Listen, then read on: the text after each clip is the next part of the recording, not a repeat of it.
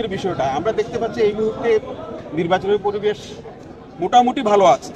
শুধুমাত্র বিএনপি অংশগ্রহণ করছে না, জাতীয় পার্টি সহ আর অন্যান্য দলগুলো অংশগ্রহণ করছে, ইসলামী ঐক্যজোট অংশগ্রহণ, তৃণমূল বিএনপি অংশগ্রহণ করছে, বিএনএফ অংশগ্রহণ করছে, আরও অনেকগুলো রাজনৈতিক দল অংশগ্রহণ করছে।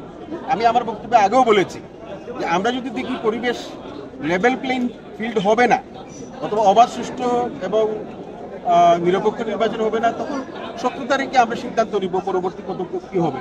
এটাই আমাদের সুস্পষ্ট বক্তব্য। দেখেন, আমাদের প্রার্থী মৌলানা হুসাইন চৌধুরী, উনি সকল ঘরানা মানুষদের কাছে একজন গ্রহণযোগ্য ব্যক্তিত্ব। শুধু আমার বৃহত্তর সিলেটেই নয়, বরং বাংলাদেশের প্রত্যেকটা ঘরানার মানুষ, আপনার সেটা বলেন কওমি ঘরানা এবং রাজনৈতিক যে দলগুলো রয়েছে, সকল দলের নেতৃবৃন্দের কাছে উনি একজন গ্রহণযোগ্য ব্যক্তিত্ব। সেই হিসেবে আমরা বলতে পারি যে আমাদের এই যে সিলেট 5 আসন কানাইঘাট এবং যোগ্য, সেটা অবশ্যই উলামা অধ্যুষিত একটা আসন। সেখানে আমাদের সমমনা যারা রয়েছেন আলিম উলামারা, তাদের সাথে তো আমাদের আগের থেকেই যুগপৎ বিভিন্নভাবে আন্দোলন হয়েছে, আমরা আন্দোলন সংগ্রাম করেছি এবং আমরা মনে করি ওনারা আজকে জাতির এই দুর্দিনে ওনারা আমাদের প্রতি সমর্থন থাকবে এবং ওনারা আমাদের পাশে থাকবে, এটাই আমরা কামনা করি। রাজনীতিতে শেষ কথা বলতে কিছু নাই।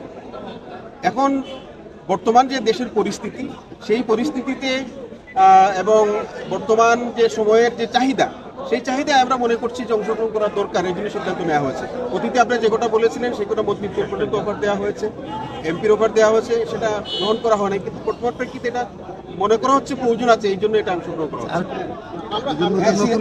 96 উনি পড়লেখা আসন থেকে, মৌলভীবাজার 1 আসন থেকে উনি তৎকালীন সম্মিলিত সংগ্রাম পরিষদের প্রতীক নিয়ে, ঘড়ি প্রতীক নিয়ে উনি নির্বাচন করেছেন এবং সম্মানজনক উনি ভোট পেয়েছিলেন।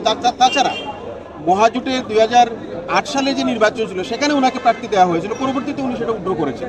যে নির্বাচনে যদি লেভেল ফিল্ড না হয়, লেভেল প্লেইং ফিল্ড যদি না হয়, অবাধ, নিরপেক্ষ এবং সুষ্ঠু নির্বাচনের যদি অন্তরায় হয়ে দাঁড়ায় সরকার, তাহলে আমরা পরিস্থিতি বিবেচনা করে সিদ্ধান্ত নিতে পারব।